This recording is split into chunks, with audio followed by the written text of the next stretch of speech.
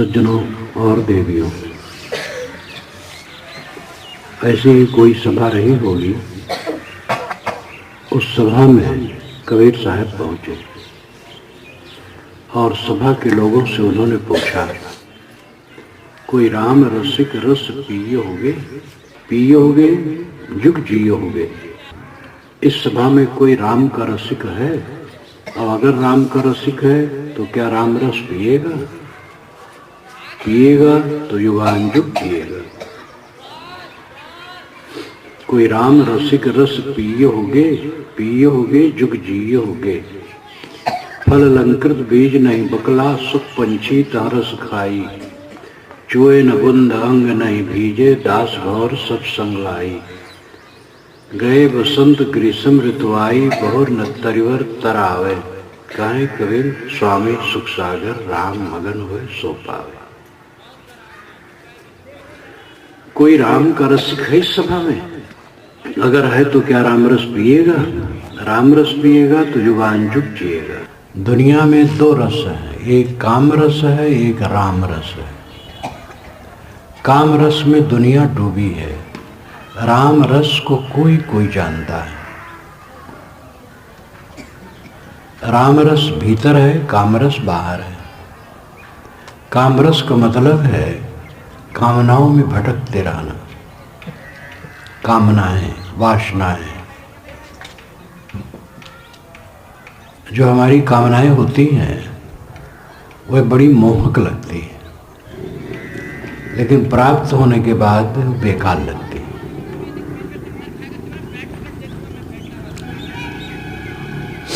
एक युवक और युवती बहुत प्रेम से विवाह बंधन में बंधते हैं। एक दूसरे के प्रति बड़ा आकर्षण रहता है और जब मिल लेते हैं तब थोड़े दिनों में एक दूसरे के प्रति विकर्षण हो जाता है। और विकर्षण ही नहीं होता है, घृणा भी होती है।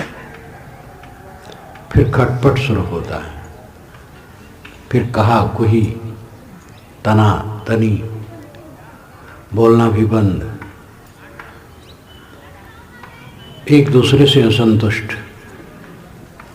युवक पढ़ता है, कलेक्टर हो जाऊं, कमिश्नर हो जाऊं, क्या पूछना। जब कलेक्टर होता है, कमिश्नर होता है तो अंदर अंदर दुखी रहता है। कलेक्टर कमिश्नर मिलते हैं, बात करते हैं, जब अपने अंदर की बात देखता हूँ बहुत दुखी। चपरासी से ज़्यादा दुखी। चपरासी उतना दुखी नहीं, उनकी जिम्मेदारी ज़्यादा है और प्रपंच ज़्यादा है और उसमें सब संभालना बड़ा मुश्किल है। उल्टे पलटे लोग हैं।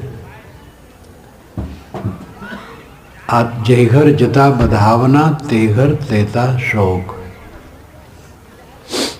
इधर हल्ला होता है।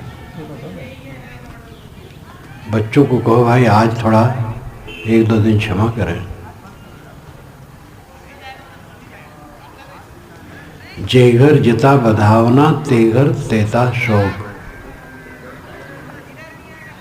जब पहला बच्चा होता है, और बल्कि लड़की नहीं लड़का, लड़की होती है तो माताएं भी बहुत उदास हो जाती हैं, जबकि ये खुद लड़की है। इनको अपने लड़की का भी पक्ष नहीं होता। लड़का हो तो अच्छा है। लड़का हुआ, बहुत गर्मा गर्मी, बहुत उत्सव किया,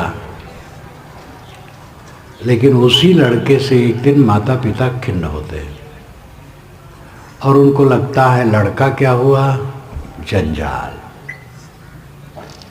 बाहर से एक लड़की आया, उसी में लुप्त हो गया। अब तो हम लोग कुछ है ही नहीं, माँ बाप बेकार। अब लड़के के मन में, माता पिता के मन में लड़के के लिए उदासीनता। समय बदलता है, स्वार्थ बदलता है, प्रेम बदलता है। इस सच्चाई को सब नर नारी समझो। छोटा बच्चा माँ से चिपका रहता है क्योंकि उसका स्वार्थ दूध, लेकिन जब बड़ा हो गया तब दूध नहीं पीना रहता है तो चिपका नहीं रहता है। पढ़ता लिखता है और भी ऊंचे पोस्टों पर जाता है। विवाह हो गया तो समय बदल गया, स्वार्थ बदल गया, प्रेम बदल गया। रात में जब अपनी पत्नी से मिलता है तो पत्नी उसे मंत्र देती है, तुम्हारी माई वैसी, तुम्हारे बाप वैसे, तुम्हारे भाई ऐसे, तुम्हारी भाभी वैसी, सबको उल्टा पलटा वो कहती है। तो धीरे धीरे उसके मन में खटास आने लगता है माँ बाप के लिए और लोगों के लिए। माताएं जवान लड़के के लिए सोचती हैं जल्दी शादी हो, घर में बहू आए, और जब शादी हो जाती है और बहू आ जाती है तो उसी बहू से बैर करना शुरू कर दी। अपनी लड़की से तो बड़ा प्रेम है और बहू से प्रेम नहीं। लेकिन ये माताएं समझ लें, इनकी लड़कियां इनकी सेवा नहीं कर पाएंगी, इनकी बहू ही करेंगी। बहू ही असली पुत्री है, वही तुम्हारे मृत्यु तक सेवा करने वाली है, और उससे बैर करती हो, घृणा करती हो, कैसे सुखी रहोगे। बहू को पुत्री मानो और बहुएं अपनी सास को माँ माने। माँ तो विवाह होने के बाद छूट जाती है, कभी कभी मिलनी है बस। अब असली माँ सास है तो उससे वो श्रद्धा भाव से रहे। परिवार टूट रहा है पढ़े लिखे लोगों में, लड़का पढ़ लिया, विवाह हो गया, पत्नी भी नौकरी में है, लड़का बम्बई में है और उसकी पत्नी केरला में है, दोनों दो जगह। अब दोनों पर संदेह, खटास। इकट्ठे हैं तो दोनों नौकरी करते हैं, दोनों गरमाए शाम को आए, कौन किसको सहे। दो पत्नी को मैंने समझाया, डॉक्टर दोनों, काफ़ी बढ़िया मकान, सिविल लाइंस में उनका मकान है, सफ़ेद पत्थरों से चमकता हुआ। मैंने वहाँ की स्थिति देखी, समझाया दोनों को बैठा करके। बहू ने कहा साहब ये डॉक्टर है, मैं डॉक्टर हूँ, दोनों डॉक्टर हैं। हम कहे देखो डॉक्टर तो पेट भरा हुआ काम है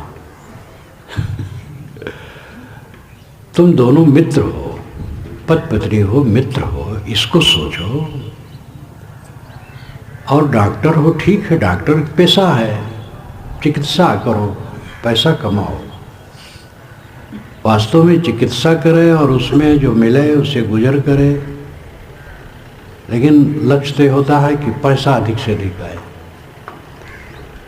तो डॉक्टर, दोनों डॉक्टर हो, इसको भूल जाओ। दोनों मनुष्य हो, दोनों मित्र हो, दोनों पत्नी हो। वेदों में एक कहीं नहीं लिखा है कि विवाह के बाद पत्नी एक दूसरे को छोड़ दें, बल्कि ये लिखा है कि हे वधू, तो अपने माँ बाप के घर से सदा के लिए छूट रही है और अपने पति के घर से सदा के लिए जुड़ रही। तलाक भारतीय परंपरा में मान्य नहीं रहा, लेकिन अब कानून बन गया है तो जरूरी भी था। कुछ गड़बड़ियाँ होती हैं, पति बहुत क्रूर है, दुराचारी है, या पत्नी बहुत दुष्टा है, दुराचारणी है। अब ऐसी स्थिति में वह तलाक न दे सके तो ठीक नहीं है, ये सोचा सरकार ने। और भारत आज़ाद होने के बाद कानून बना। कानून बन करके जब गया, राष्ट्रपति थे राजेंद्र बाबू, तो उनको दस्तखत करना था। उन्होंने अपनी पत्नी से कहा कि अब तलाक का कानून आ गया है, तो छल्ला उठी, कहे तो मैं आपको तलाक दे दूँ कह दे सकती हूँ, जब कानून बन जाएगा तो देने पड़ेगा दे सकती हूँ। तो उन्होंने कुछ और लगा करके उसमें लौटाया, अंत में तो हस्ताक्षर करने था। लेकिन तलाक का कानून बहुत पेचीदा है भारत में। हिंदू में जल्दी तलाक नहीं हो सकता, लेकिन कानून अलग रहता है। जब पति पत्नी में खटास हो गई, तलाक होने है, कानून धरा रहे। गृहस्थी का सुख है पति पत्नी का मधुर बर्ताव। पति पत्नी का अगर मधुर बर्ताव है तो 3 पीढ़ी का हित होता है। घर में जो बुजुर्ग हैं, बूढ़े हैं, उनकी सेवा होती है, और जो बच्चे हैं उनको अच्छे संस्कार मिलते हैं। और अगर आपस में प्रेम नहीं है पति पत्नी में, तो बुजुर्गों की सेवा नहीं होती है और बच्चों को अच्छे संस्कार नहीं मिलते। 2 छोटे छोटे बच्चे एक कमरे में पढ़ रहे थे और उनके माँ बाप दूसरे कमरे में लड़ रहे थे। तो बच्चे घबरा करके कहे, मम्मी पापा आप लोग बहुत हल्ला करते, हम लोग कैसे पढ़ें। अब दोनों के ऊपर हजारों घड़ा पानी पड़ गया। बच्चे हल्ला करें, माँ बाप डांटे। अब माँ बाप हल्ला कर रहे हैं, बच्चे डांट रहे हैं। तो पति पत्नी हो जाना बड़ी बात नहीं है। Doctor, master, collector, engineer, professor हो जाना बड़ी बात नहीं। बड़ी बात है मनुष्यता। जितना संबंध है उसमें मनुष्यता चाहिए, हमदर्दी चाहिए, दूसरे के लिए अपने दिल में जगह चाहिए। भगवान भगवान तो बहुत कहते हैं, और भारत में भगवान की भक्ति इतनी ऊंची है, 9 नेजा ऊपर तक, गली गली में भगवान। लेकिन असली भगवान को कौन कितना समझता है, ये तो परीक्षण करके पता लगेगा। असली भगवान देखो, ये बैठे हैं भगवान भगवती, प्रत्यक्ष भगवान, जो बोलते हैं, डोलते हैं, खाते हैं, पीते हैं, समझते हैं, ये असली भगवान है। और इनके साथ सुंदर बर्ताव नहीं होगा तो कोई भी संबंध किस काम का है। मधुरता की जरूरत है। दुनिया की वस्तुएं आपातः आकर्षक लगती है और थोड़े दिन में उसमें भी कर्षण होता है। लगता है फूल है, लेकिन कांटे उसमें मिलते हैं। सेमल के फूल और फल, सेमल के फूल लाल लाल बड़े बड़े और फल उसके अच्छे दिखते हैं, लेकिन पक के जब फूटते हैं फल तो उसमें सूखी रुई निकलती है। दुनिया के सारे भोगों की दशा यही है। रामरस, कामरस, दो रस है। कामरस का मतलब कामनाओं के रस में पड़े रहना, चाहनाओं, इच्छाओं, वासनाओं में भटकते रहना। रास्ते रास्ते जा रहे थे, किसी का मकान देखा चमकता हुआ, बड़ी लान, नौकर चाकर, मन चला, ऐसे मकान होता। अब ये कामरस में फंस गए। उस मकान में जाकर के देखो वे लोग क्या सुखी हैं। अगर वे सुखी होंगे तो विवेक से सुखी होंगे, मकान से सुखी नहीं होंगे। एक बड़े सेठ ने कहा कि महाराज मेरा मकान मुझे काटता है। करोड़ों लग करके वो मकान आजकल बन सकता है, लेकिन उन्होंने कहा कि मेरा मकान मुझे काटता है। एक सेठ ने कहा कि महाराज मेरे पैसे मुझे काटते हैं। पैसा काफ़ी, दिमाग खराब, क्या करें। रामरस में पूरा पूरा आनंद है। रामरस क्या है? संतोष। कामरस क्या है? तृष्णा, तृष्णा, तृष्णा, तृष्णा। भरथर जी ने बहुत बढ़िया कहा, भोगा न भुक्ता भय में वो भुक्ता, तपो न तप तंग भय में वो तपता, कालो न जातो भय में वो जाता, तृष्णा न जीर्णा भय में वो जीर्णा। मैं भोगों को नहीं भोगा, भोग ने मुझे भोग डाला। आदमी समझता मैं भोग को भोग रहा हूँ, लेकिन भोग ही उसे भोग डालता है। शराब पीने वाले को शराब पी जाती है। मैं तप को नहीं तपा, ताप ने मुझे तपा डाला। मानसिक ताप से मैं तप रहा हूँ। काल को मैं नहीं जीत पाया, काल ने मुझे जीत लिया। तृष्णा बूढ़ी नहीं हुई, मैं बूढ़ा हो गया। दुनिया की यही दशा है। राम रस पियो, काम रस को घटाओ। काम रस तृष्णा, वासना, चाहना। काम का एक स्थूल अर्थ है पति पत्नी का संबंध, उतने कामरस नहीं है। अगर मेरे मन में है कि आप लोग मेरे सामने हाथ जोड़ें तो ये मेरा कामरस है और ये मुझे दुख देगा। मुझे स्वयं हाथ जोड़ लेना चाहिए। सब भगवत स्वरूप है, सबके सामने हाथ जोड़ लिया। ये कामना क्यों कि कोई मुझे हाथ जोड़े? अगर हम चाहते हैं आपसे हमें प्रतिष्ठा मिले तो हमारे मन का कामरस है। कामरस वाला कभी सुखी नहीं रहता है। मैं तो ये प्रायः कहा करता हूँ कि नववधू नववर एक दूसरे से निष्काम रहेंगे तो सुखी रहेंगे, एक दूसरे से कामनाबद्ध रहेंगे तो दुखी रहेंगे। पत्नी से पति बहुत चाहेगा और पति से पत्नी बहुत चाहेगी तो दोनों में खटपट होगा पक्का है, क्योंकि चाहना पूरी नहीं होगी। चाहना किसी की पूरी नहीं हुई है, न किसी की पूरी हो सकती है। इच्छाओं की पूर्ति नहीं होती है, इच्छाओं की निवृत्ति होती है। इच्छाएं त्याग करके आदमी सुखी होगा। ऐसी ऐसी बहुएं हैं जो पति को वाक बाण मारती हैं। मेरी सहेलियों को ऐसे ऐसे आभूषण मिले, ऐसे ऐसे गहने मिले, हमारे माँ बाप ने तो हमारा गला काट करके तुम्हारे घर रूपी कुएं में डाल दिया। तुम्हारी कमाई में आग लगी है, तुम क्या मुझे दोगे? ऐसे ऐसे वचन कहती हैं। हद है। पति पत्नी का संबंध वो समझती ही नहीं। ये आभूषण क्या है? इन लोगों का जेलियों का साज है। ये लोग जेल में रही सदा, आज भी जेल में रहना चाहते हैं। हाथ में हथकड़ी, पैर में बेड़ी, गले में तौक, ये जेलियों को मिलता है। ये सारे गहने यही तो है, और क्या है? थोड़ा थोड़ा सोना चांदी के लिए नाक कान सब छदा डाल दी। अब आगे बढ़े, कहने की इच्छा न करें। पत्नी के लिए पति धन है और पति के लिए पत्नी धन है। दोनों दोनों के लिए धन है। दोनों दोनों में प्रेम रखें। और ऐसे हर जगह है। पिता पुत्र, पिता समझता है पुत्र का कर्तव्य है करना, मेरा अधिकार है। पुत्र समझता है पिता को चाहे ऐसा करे मेरे लिए, मेरा अधिकार है।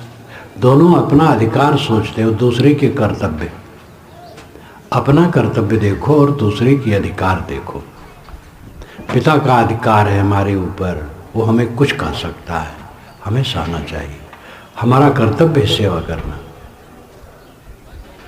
पिता सोचे हमारा कर्तव्य है बच्चे को पढ़ा लिखा देना, आगे बढ़ा देना, उसका अधिकार है सब पाने के लिए। अगर अपना कर्तव्य देखा जाए और दूसरे के अधिकार को, तो परस्पर व्यवहार सुंदर होगा। हम अपना अधिकार देखते हैं और दूसरे के कर्तव्य को देखते हैं, इसी से क्लेश है।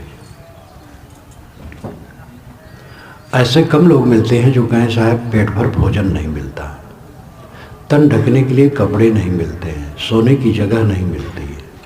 सब खाते हैं, पहनते हैं और घर में रहते हैं और सब दुखी हैं। क्यों? काम रस में पड़े हैं। तमाम कामना, तमाम कामना, तमाम कामना। राम रस को समझते ही नहीं है। राम रस संतोष रस है। गोस्वामी जी का भी एक दोहा बड़ा मार्के का है। जहाँ तोष तहाँ राम है, राम तोष नहीं भेद। तुलसी पेख गहत नहीं, सहत विविध विधि खेद। जहाँ संतोष है वहाँ राम है। राम और संतोष में भेद नहीं है। ऐसा समझ करके लोग संतोष नहीं करते हैं, राम को खोजते हैं। और यहाँ गोस्वामी जी बिल्कुल कबीर हो जाते हैं। कबीर क्या कहते हैं? कस्तूरी कुंडलों से मृग ढूंढे बन माए, तैसे घट घट राम है दुनिया जानत ना है। और ये होना पड़ेगा। बाहर भगवान कितना आप स्थापित कर लो, आपके वचन का बवंडर रहेगा। असली भगवान तो घट घट में बैठा है, इसी में आना पड़ेगा। हमारे ऋषियों ने बहुत देवी देवताओं की कल्पना की। वेदों को, चारों वेदों को देखो, हजारों देवता हैं, सैकड़ों देवता हैं, और उनकी प्रार्थना करते करते वो थक गए। लेकिन अंत में उन्होंने कहा अहम ब्रह्मास्मि तत्त्वमसि, अयम आत्मा ब्रह्म प्रज्ञानम ब्रह्म। मैं ब्रह्म हूँ, तुम ब्रह्म हो, ये आत्मा ब्रह्म है, ये ज्ञान ही ब्रह्म है। थक जाओ, आप चारों धाम घूम आओ, कहीं भगवान मिलेगा नहीं। मैं रामेश्वरम गया, वहाँ मेरे भक्त बुलाए तो काफ़ी वो घुमाए। हम 7-8 लोग, 6-7 लोग थे। एक गाड़ी करके 27 या 2800 किलोमीटर की यात्रा उन्होंने करवाई, और अपने यहाँ रखे भी काफ़ी दिन, और हर जगह उनकी व्यवस्था रहती थी, और वहाँ संपन्न आदमी हैं तो कोई परेशानी नहीं हुई।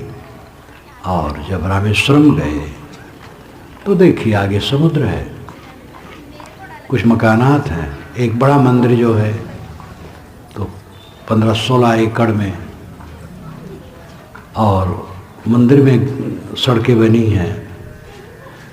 मुख्य शिव जी के सामने पंडित बैठे हैं और एक से पुजवा रहे हैं, दूसरी तरफ ताक रहे हैं कि वो आवे ग्राहक।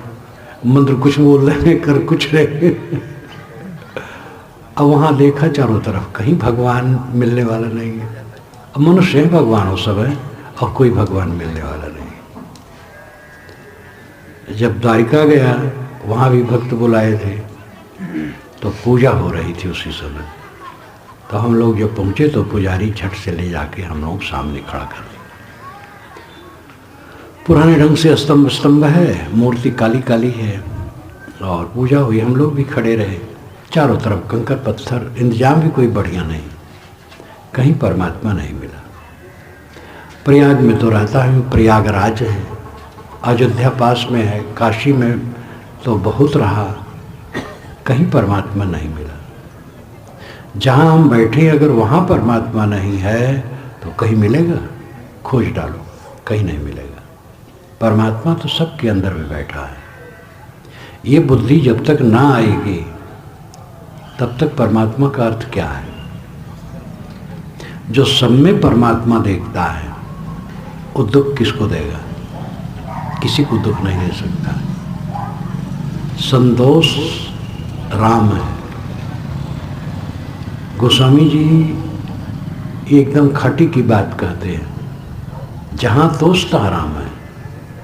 तुम राम खोजते हो, संतोष के अलावा कहीं राम मिलेगा? यहाँ बिल्कुल निर्गुणी धारा की तरह बात करते हैं।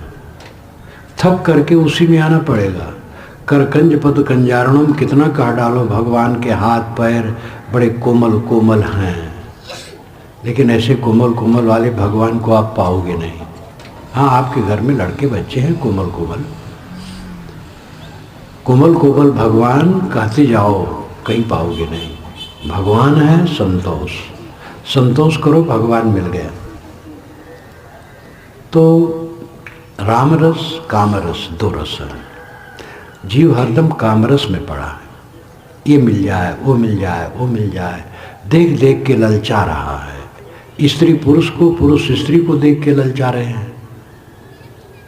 पुरुष के शरीर में अगर सुख है तो पुरुष अपने शरीर के सुख को लेके सुखी रहे।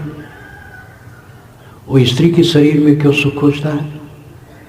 और स्त्री के शरीर में सुख है तो स्त्री अपने शरीर के सुख को लेके सुखी रहे। पुरुष को क्यों खोजती है? दोनों को भ्रम है। वो समझती है कि पुरुष के शरीर में सुख है, और पुरुष समझता है स्त्री के शरीर में सुख है। दोनों को भ्रम है। सुख संतोष में है, सुख शांति में है। ये जगत व्यवहार है। विरक्त गृहस्थ दो धारा है। गृहस्थ सर्वाधिक है, विरक्त कोई होगा। गृहस्थ हैं तो बाल बच्चे होंगे, कुछ के नहीं भी होते हैं, तो नहीं होते हैं तो बहुत दुखी रहते हैं, क्योंकि हमारे कोई बच्चा नहीं है। और निर्वंश होना पाप है। ये माताएं तो और कहती हैं।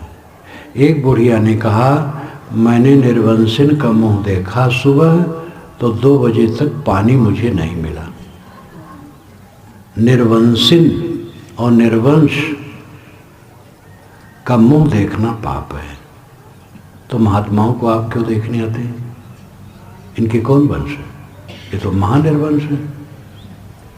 और वंश वालों को देख के अगर पुण्य मिलता है तो सुकरी को देखो, 12-12 बच्चे एक बार में देती है। मुर्गी अंडा देने लगती है तो रोज एक अंडा देती है। दीमक रानी हजारों अंडे देती है, उनके दर्शन करो। वंश होने से कोई पुण्यात्मा नहीं है, और जिसके वंश न हो पापात्मा नहीं है। विवाह हुआ, अच्छा है, प्रेम से रहो। अगर बच्चे नहीं हुए तो आपको आधी झंझट नहीं पड़ी। आधी झंझट विवाह, अब आधी झंझट बच्चे। आप कहेंगे वाह, ये झंझट ना हो तो दुनिया समाज कैसे बनेगा? आपकी बात मैं मानता हूँ, लेकिन मेरी बात आपको भी मानना पड़ेगा। विवाह किए तो झंझट में पड़ी, लेकिन उतने झंझट रह गई, बच्चे नहीं हुए तो अच्छा है, आराम से रहो पति पत्नी, और जो कुछ आपके पास है समाज की सेवा करो। अगर आपके पास बहुत पैसा है, स्कूल खोल दो, हाई स्कूल खोल दो, महाविद्यालय खोल दो, हजारों बच्चे पढ़ें, सब आपके बच्चे हैं। लेकिन इसमें संतोष नहीं होता है। एक बच्चा ऐसा होना चाहिए जो मेरी मूंछ उखाड़ सके। अपना बच्चा ही मूंछ उखाड़ता, दूसरा नहीं उखाड़ता है। तो एक मुझे ऐसा बच्चा चाहिए जो मेरी मूंछ उखाड़ सके, इसमें गर्माहट आती है। ये सब धोखे में ना पड़ो। अगर बच्चे नहीं होते हैं तो कोई माता उनको अशुभ न माने। ये माताएं ज़्यादा कहती हैं, पुरुष तो कम कहते हैं। निर्वंशिन का मुख देखना अपराध है, गलत बात है। और वंश वाली बड़ी पुण्यात्मा है। वंश निर्वंश जैसा भी हो, आदमी अच्छा है वही अच्छा है। वंश हैं, बच्चे हैं तो उनकी सेवा करो, पालो पोसो। जिम्मेदारी कहाँ जाओगे? जीवन भर भोगना पड़ेगा। जानवरों में तो बहुत जल्दी गृहस्थी खत्म हो जाती है। गाय को बछड़ा हुआ और बैल तो जानता नहीं मेरा कोई बच्चा है। गाय दूध पिलाई, कुछ दिन में दूध छूट गया, गाय कहीं है बछड़ा कहीं है। पक्षियों में तो 15 दिन में गृहस्थी पूरी, अंडा दिया और 4-4 दिन सेवन किया, फिर अंडा फूट गया, 4-4 दिन चारा दिया, बस चूजे उड़ गए, अब कुछ मतलब नहीं। लेकिन मनुष्य ऐसा है, पैदा करे, पाले पोसे, खिलावे पिलावे, लिखावे पढ़ावे, काम धंधे में लगावे, विवाह शादी करे, फिर बहू बेटे की झंझट जिंदगी भर सहे। और बहू बेटे के जब बच्चे हो जाए तो उन बच्चों को सहे, पोते दर पोते सब की सहे। जब तक ये बूढ़े मर न जाएं तब तक निवृत्त नहीं होना चाहते।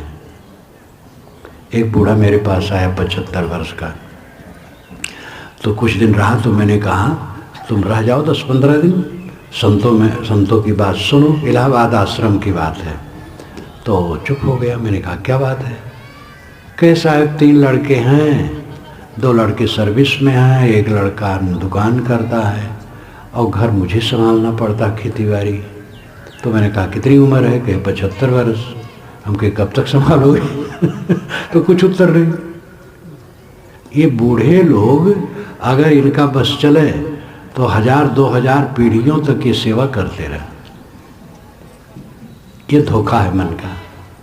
बच्चे हो गए, पाल पोस दो, पढ़ा लिखा दो और शादी विवाह कर दो, निवृत्त लो, भजन साधन में लगो।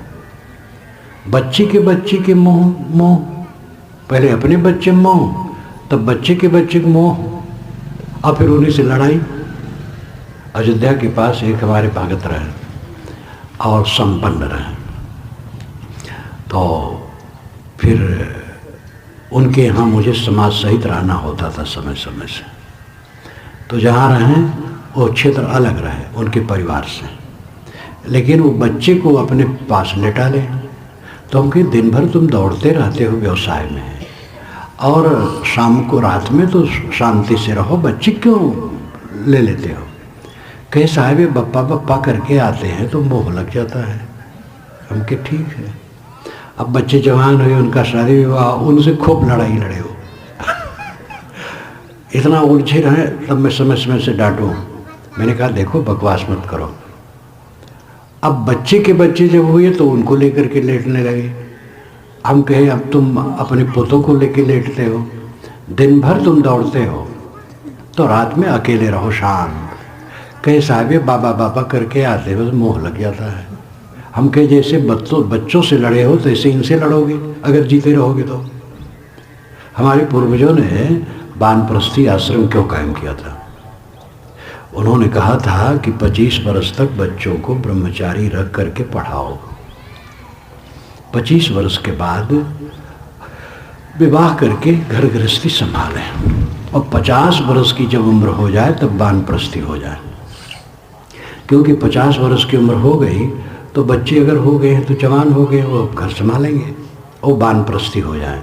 तो वानप्रस्थी मतलब है जंगल बहुत होता था, उसकी कुछ छटा तो आपके क्षेत्र में दिखाई देती है थोड़ी मोड़ी। पहले तो जंगल जंगल, कहीं 10 कोस पर एक छोटा गांव। तो ऐसे माँ बाप फिर घर से निकल करके पास में जंगल में झोपड़ा बना लिए और वहाँ तप साधना करते थे, और घर वालों को निर्देश कर देते थे कुछ न कुछ। 75 वर्ष की उम्र में सन्यासी हो जाते थे। तो 50 वर्ष की उम्र में गृहस्थी का भार छोड़ देने के लिए न हमारे पूर्वजों ने कहा। लेकिन आज लोग 80-90 के हो जाए तो भी वो चाहते हैं कि चाबी हमारे पास रहे। मलकई की गर्माहट, इसी छत्तीसगढ़ में बहुत पुरानी घटना है, कोई 30 वर्ष की। सुबह सुबह तो मैं हर जगह चलता हूँ, गाड़ी से आया, गांव था और बड़ा गुटिया का घर था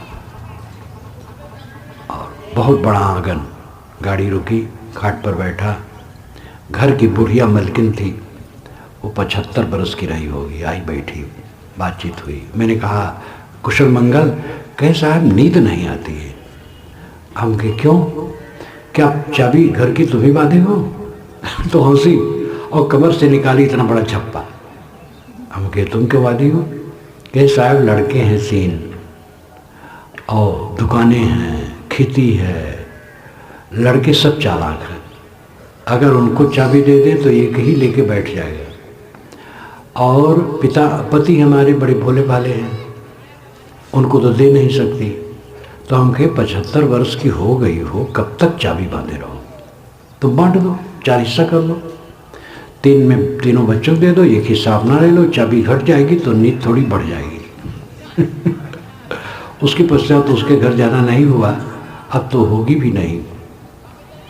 तो ये मलकई की गर्माहट जो होती है, हम मालिक रहे, इसी में आदमी दुखी रहता है। मालिक न बनो, सेवक बनो। हम सब सेवक, मालिक कोई नहीं। विनम्र रहो। राम रस काम रस 2 रस हैं। राम रस है संतोष, काम रस है तृष्णा। तृष्णा की पूर्ति कभी नहीं होती किसी की भी।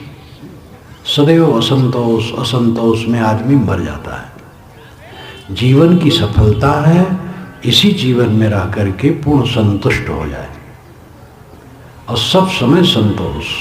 जो मिला बहुत ज़्यादा है, बहुत ज़्यादा है, ऐसा आदमी बादशाह है। आप लोगों ने कबीर साहब का दोहा सुना होगा, चाह गई चिंता मिटी मनुआ बेपरवाह, जिनको कुछ नहीं चाहिए सो सहानुभूति सा। चाह गई चिंता मिट गई, मन निष्फिक्र हो गया। जिनको कुछ नहीं चाहिए वो महाबादशाह है। आप कहेंगे हम गृहस्थ आदमी हैं, कुछ कैसे नहीं चाहिए? बाल बच्चों के लिए प्रबंध करना है, प्रबंध करो, लेकिन चाहो कुछ ना। खेत में काम करो, दफ्तर में काम करो, कारखाने में काम करो, जहाँ अपनी अपनी ड्यूटी है सब खूब जम के काम करो, लेकिन कुछ न चाहो। एक घर में एक व्यक्ति ऐसा है कि जो अपना कर्तव्य हो करता लेकिन कुछ चाहता नहीं, तो क्या उसको भोजन नहीं मिलता है? वो सुखी रहेगा, संतुष्ट रहेगा। चाह चाह करके दुख है। 3 बहुएँ हैं, साड़ियाँ आई 500-500 रुपये की एक साड़ी, और एक साड़ी 550 की है। अब इसी को लेकर के होड़ होगी वो हमें मिले, और उसमें कुछ नहीं, भ्रम है केवल। धनी लोग तो जब खरीदने जाते हैं तो दुकानदार खूब धोखा देते हैं। मैं काशी में रहा करता था तो एक पंडित जी वस्त्र व्यापारी थे। काशी में हाथ से करघे से महीन वस्त्र का निर्माण अभी भी खूब होता है और बॉम्बे इत्यादि में बिकता है और बहुत जुड़ाए। तो वो कहें साहब बॉम्बे में हमारी दुकान है, यहाँ से हम जुलाहों से लेते हैं और वहाँ भेज देते हैं, वहाँ बिकता है। तो जो पैदल आते हैं उनसे हम लोग दाम दूसरा कहते हैं, स्कूटर से आते हैं उनको दूसरा कहते हैं, और कार से आते हैं उनका दूसरा दाम कहते हैं। अब ऐसे भी लोग हैं, ये साड़ी कितने की है, देखेंगे 500 की है। अच्छा, इससे अच्छा, हाँ इससे अच्छा है, तो रंग बदल करके दिखाते कहे 800 की है, अब है वैसे ही। तो इन धनियों से हम खूब लेते हैं। एक धनी ने मुझसे कहा भी कि साहब हम लोग जब खरीदने जाते हैं तो ये महत्व नहीं होता है कि कितने का है, ज़्यादा दाम दिए तो लगता है इतने का लाए हैं, ये गर्माहट। तो इस प्रकार ये दिखावा है सब, और दिखावा में संसार जल रहा है। ड्राइंग रूम, स्वागत कक्ष बड़ा हो और उसमें 3-4 टोकरी कूड़ा कचरा ला के रख दिया जाए, तब ड्राइंग रूम है। आजकल तमाम पुतले, तमाम प्रपंच ला करके सब भर दिए कूड़ा कचरा, तब ड्राइंग रूम है। अब दूसरे ड्राइंग रूम देख करके ललचा रहे हैं, हमारे भी ऐसे हो। एक सज्जन ऐसे दरी बिछा के बैठते थे, लोग कह रहे आज तुम तो बड़े कंजूस हो, और आज के ज़माना में भी दरी बिछा के बैठते हो, कुर्सी रखो। तो बहुत कहते कहते वो कुर्सी रखे, तो एक कुर्सी अपने लिए, 2-3 कुर्सी और के लिए। अब इतने में 5-6-7 आ जाए मित्र, तब क्या करें। तो लोग कह रहे यार तुम कुर्सी सोफा सेट नहीं रखते हो, तो आप खूब सोफा सेट लाए, तो कमरा भर गया। अब जिधर चलें उधर उनके घुटने में ठोकर लगे। तो एक दिन फिर सब कुर्सी टेबल हटा करके दरी बिछा के बैठ गए। कहीं ये सब प्रपंच भी मैं नहीं पढ़ूंगा। दूसरे देख देख करके मन ललचाता है, ये सब दरिद्रता का लक्षण है। इसकी जितनी व्याख्या की जाए कम है। तृष्णा में पड़ करके आदमी जलता है। संतोष, संतोष में सुख है, रहो तो हृदय जुड़ा है।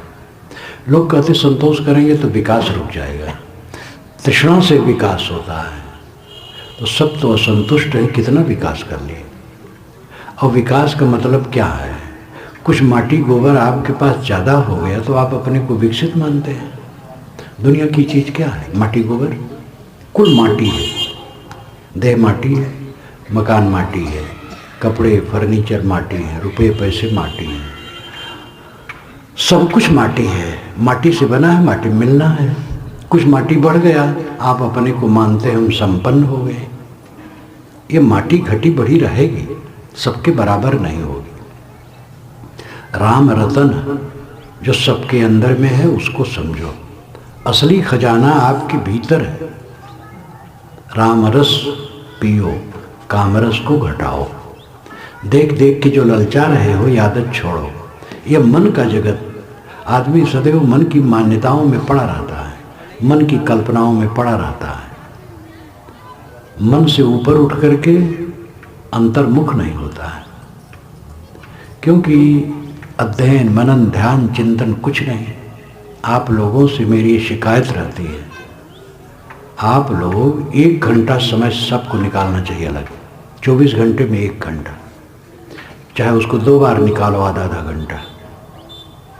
अकेले में बैठो, ज्ञान का ग्रंथ पढ़ो, चिंतन करो, ध्यान करो, अपने गुण दोषों पर विचार करो, दोष घटें सद्गुण बढ़ें, ये जीवन की उन्नति है।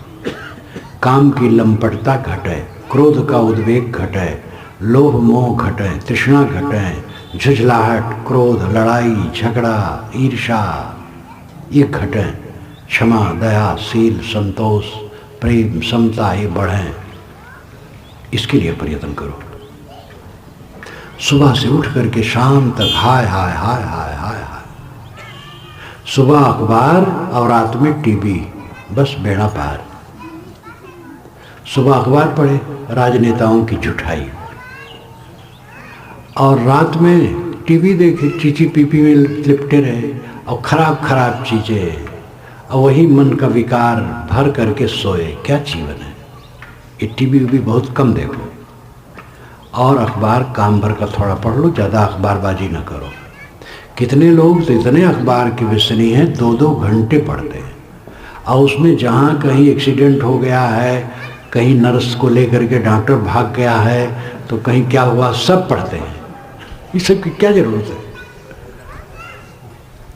इसकी जगह पर ज्ञान के ग्रंथ पढ़ो और साधना में मन लगाओ, रामरस की तरफ पढ़ो, कामरस को घटाओ। साहब कहते हैं कोई राम रसिक रस पियोगे, इसमें कोई राम रसिक है, जो राम रस पिएगा वो अमर हो जाएगा। राम भीतर है, काम बाहर है। बाहर की चीज देख करके ललचाना ये कामरस है, और लालच छुट जाए, अंतर्मुख हो के अंतर संतुष्ट हो जाए, ये रामरस का पान है। गाढ़ी नींद में आप जाते हैं, कोई तकलीफ नहीं रहती, परम सुख। जब सपने में आते हैं तब उलझन में पड़ते हैं, और जब जागे तब भयंकर उलझन, दुनिया का झंझट। गाढ़ी नींद में कोई तकलीफ नहीं रहती है। जो जागते जागते सोया हुआ है वो महासुखी है। जागृत में रहो और मन शांत रहे, उद्वेग शून्य, ये जागृत सुसुप्ति। स्वामी शंकराचार्य ने कहा है, शेते सुखम कस्तु, कौन सुख से सोता है, तो कहते हैं समाधि निष्ठ है, जो समाधि में लीन है। ध्यान करो, समाधि करो, अंतर्मुख हो, अंतर संतुष्ट हो। कोई राम रसिक रस पियोगे जुग जियोगे। फल अलंकृत बीज नहीं बकला, सुख पंछी ता रस खाई। राम रस का जो फल है वो बहुत शोभायमान है, उसमें बीज और छिलके नहीं है।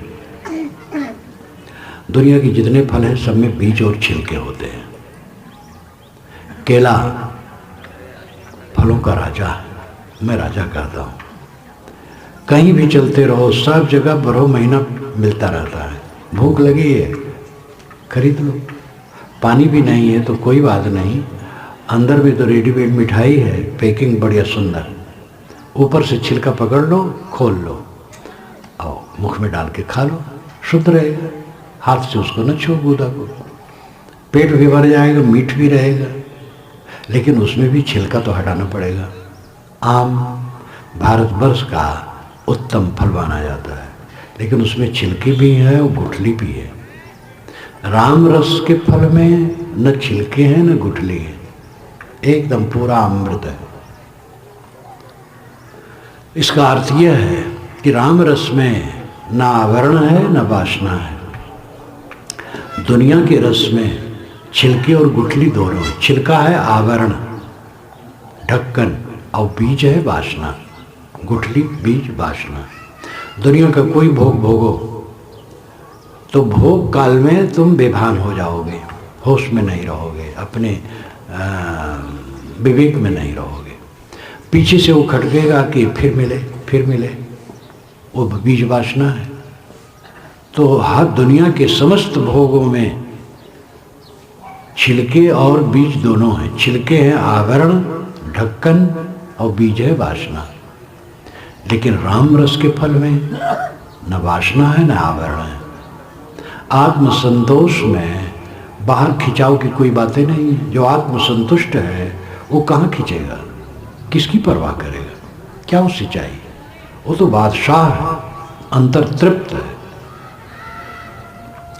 चुए न बुंद अंग नहीं भीजे, दास भवर सब संग लाई। लेकिन दास भवरे उस राम के चारों तरफ भनभनाते हैं, लेकिन रामरस उनको नहीं मिलता है। एक बूंद भी उनके ऊपर रामरस नहीं छूता है। ये सगुण उपासकों पर मधुर व्यंग है। राम राम राम राम कहते कहते जीवन बीता जा रहा है, लेकिन रामरस नहीं मिल रहा है। वे बाहर राम खोजते हैं, कोई मिलेगा, बाहर कहाँ से मिलेगा। चारों वेदों में कहीं नहीं लिखा है कि ईश्वर के दर्शन होते हैं। छह शास्त्रों में कहीं नहीं लिखा है, उपनिषदों में कहीं नहीं लिखा है, ये तो पुराणों महाकाव्यों में लिखा गया उत्साह बढ़ाने के लिए। जिसके दर्शन होते हैं वो ईश्वर नहीं होता है, और ईश्वर का दर्शन नहीं होता है। क्यों? क्योंकि दर्शन दृश्य का होता है और दृश्य जड़ होता है। आंखों से जो दिखाई देता है वो माया है, जड़ है। अगर ईश्वर दिखाई दे तब तो जड़ माया हो जाएगा वो। ये चक्षुषाना पश्यत एन चक्षुष पश्यत तदेव ब्रह्मत्वम विद्य नेदम यदितमुपास्ते, ये श्रुति वचन है। आंखें जिसको नहीं देख सकती, किंतु जिससे आंखें देखती हैं उसको तो ब्रह्म जान। आंखों से देख करके जिसकी तू उपासना करता वो ब्रह्म नहीं। आंखों से जो देखेगा वो हाड़ चाम का शरीर रहेगा, अब वो हाड़ चाम नहीं है, वो शुद्ध चेतन मात्र है। तो ये तो विवेक करके समझा जा सकता है कि दर्शन जिसका होता है वो तो मोह माया है।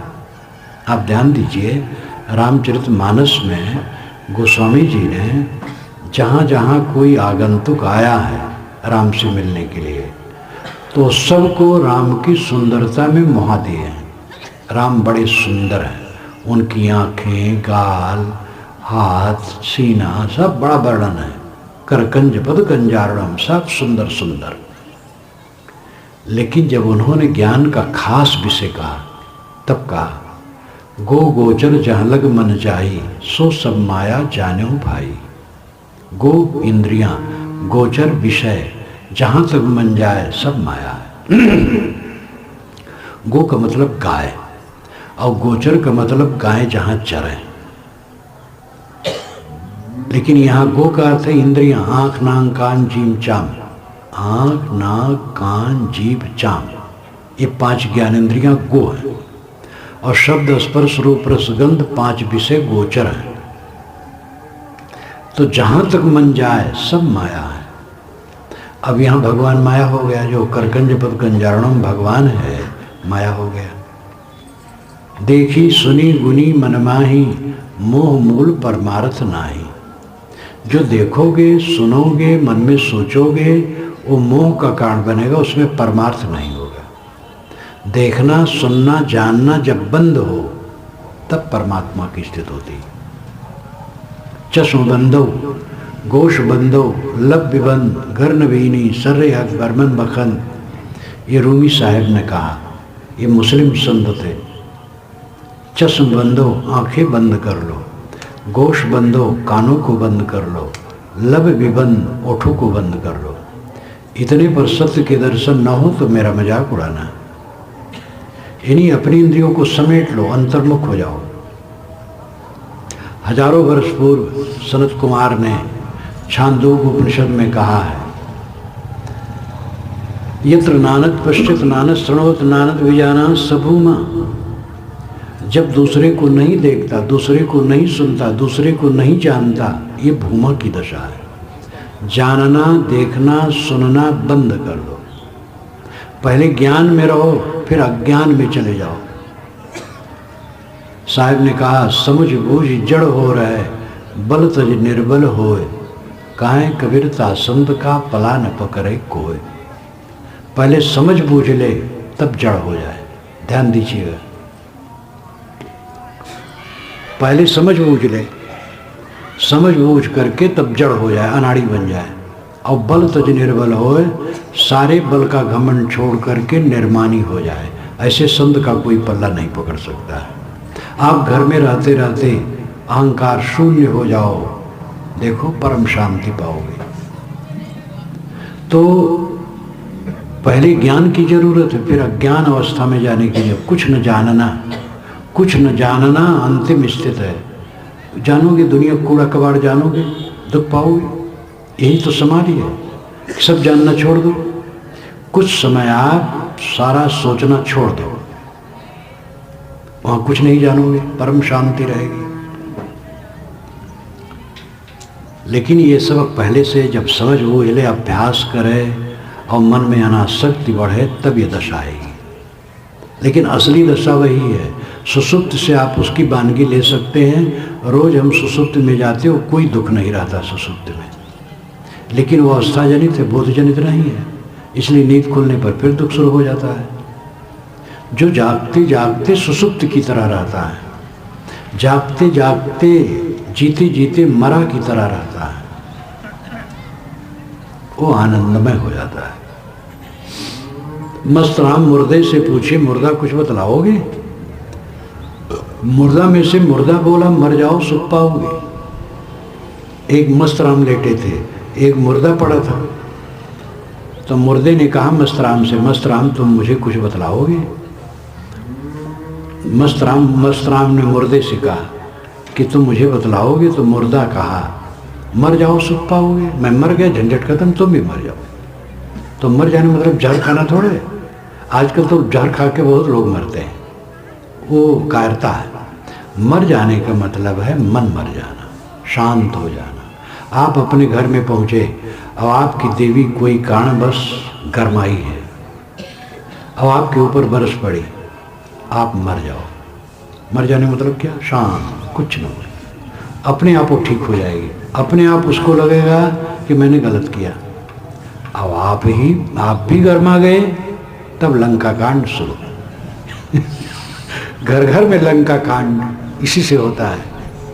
इसलिए मर जाने का मतलब है मन मार लेना, समझ बूझ जड़ हो रहे, बल तज निर्बल हो। समझ लो जीत की हार अभी बाकी है, पार अभी बाकी है, दार अभी बाकी है। एक पंडित जी के यहाँ मैं बैठा था, तो उनका लड़का 14-15 वर्ष का था, तो कुछ कहा तो पंडित जी ने उसको डांट दिया, तो चुप हो गया। और उसके कोई 10 वर्ष के बाद उनके यहाँ था, तो पंडित जी कुछ बोले तो लड़के ने डांट दिया, तो वो चुप हो गया, क्योंकि वो लड़का जवान था और पंडित जी बूढ़े हो गए थे। जीत की हार अभी बाकी है। आप अपने बच्चे को बहुत डांट चुके हैं, जब आप बूढ़े होंगे तो तैयार रहिए। लड़का कहेगा पिताजी आप समझते नहीं, चुपचाप बैठे रहिए। अब सभ्य होगा तो इतना भी कहेगा, नहीं पिताजी भी नहीं कहेगा। तो ये दुनिया में अगर सुख चाहो तो मन मार के रहो, अहंकार न करो, सेवक रहो, सब सेवा परायण रहो और रामरस पियो और कामरस का त्याग करो। यानी तृष्णा वासना छोड़ो, संतोष ग्रहण करो, सबसे प्रेम का बर्ताव करो। सब भगवान भगवती हैं, प्राणियों को भगवान भगवती समझो। जो बोले न डोले, न खाए न पिए, न उसको खिला रहे हैं, और जो खाता पीता है उसका हक मार रहे हैं, कौन सी भक्ति है? इन बातों को समझो और सच्ची भक्ति करो, राम रस पियो, यही शुभकामना है। मैं अपनी वाणी को विराम देता हूँ।